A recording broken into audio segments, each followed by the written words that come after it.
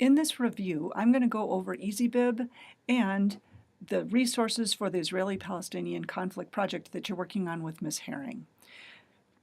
Going over this tutorial is part of your homework for the weekend.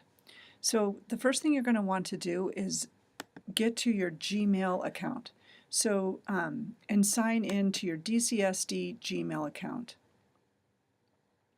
After you've signed into your account, open a new tab, and the first thing you're going to want to do is get to the library's website. I'm going to go there from the Crest Hill website, and I'm going to click on Library. From the library, you're going to scroll down a little bit to where it says Social Studies, click on the Social Studies button, and then the Explorers link. This column of this page is all about the Israeli-Palestinian conflict. There are many different links to sources that are going to be very helpful for you.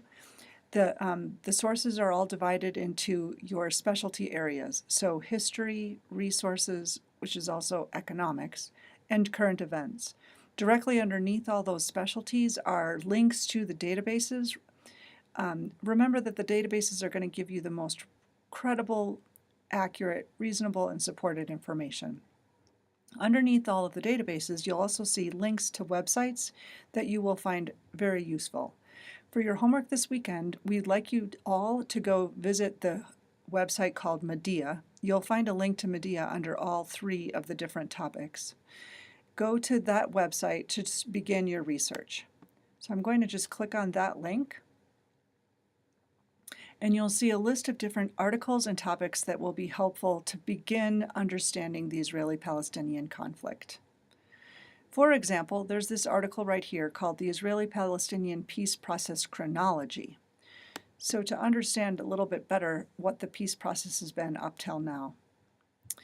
In this article, it begins with the Camp David Accords in 1978 and ends with the conference at Annapolis in 2007. So after reviewing this article briefly, I've decided that this is going to help me understand my conflict better, and I might find one of the points for my argument. Therefore, I'm going to need to cite my source. To do that, I'm going to copy the URL, and then I'm going to open another tab, and I'm going to go to EasyBib. Now we're going to go over setting up a new project in EasyBib and creating a citation for that website source. So once you click on the tab for EasyBib, you probably won't have already been logged in like my screen was. Click on Login, and then because you're already logged in to your Gmail account, you're just going to click on the red button that says Sign In with Google. If it asks you to accept, you click the blue Accept button, and then it'll set you up into your account. The first thing you're going to do is you're going to create a new project. You're going to name your project very specifically. Please do not use any capital letters.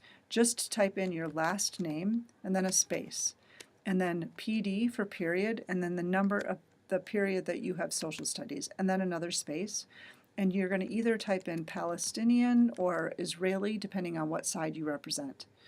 You can put a subject in here. You don't have to. You don't need to write anything in this box right here. We use MLA, and then you click Create. And here is my project. So the first thing I'm going to do is I'm going to go to the bibliography of my project. Oops, except that's not the right one.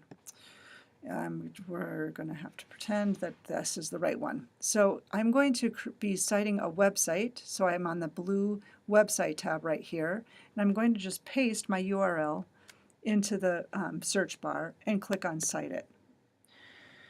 EasyBib has found some information, and it did not find some information. It says it doesn't have a publisher, an electronically published that's a date, or authors.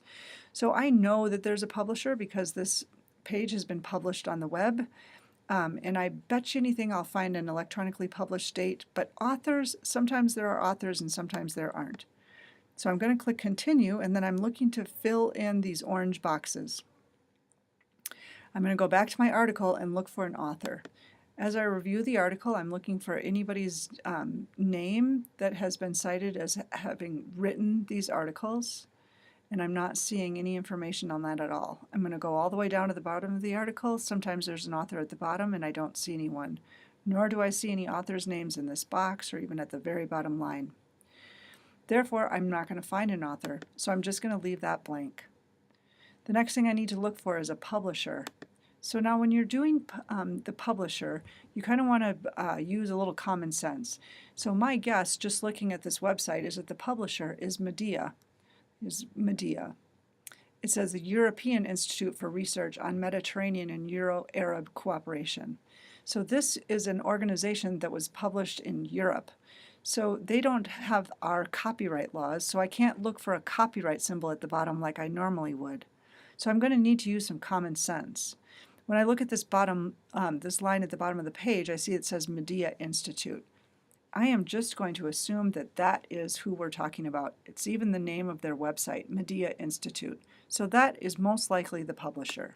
So I'm just going to simply copy that information and I'm going to paste it into the publisher field in EasyBib. The next thing I need to do is I need to find an electronically published date. The purpose of this information is to make sure that the websites that we're using aren't dead, aren't defunct. They haven't stopped being updated. Right here in this bottom box, I notice that there's some analyses, edits, and opinions from 2014. Since I don't see any other dates on the bottom right here, and there aren't any dates on this article, I'm just going to assume that this website was updated in 2014. Therefore, that's the only information I have, so I'm going to put that right here into electronically published. At that point, I click the Create Citation button, and I have created my citation. Now I'm going to go back to my article, and I'm going to review the information that I think is going to be helpful to support my side of the argument. All right, that's all we have for today.